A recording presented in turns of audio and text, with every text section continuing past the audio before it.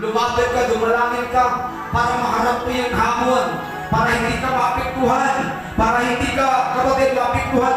yung damdamin mo, yung sarili mo, na lagi ka, pag nakikita mo, kapag naiisip mo, natataranta ka, pag naiisip mo, kapag naalala mo yung ginawa sa iyo, nasasaktan ka, napapagod ka, kapatid, hindi ko kayo humarap, na parang ayaw mo na ulitin, wala kang kakainan, wala kang lakas, para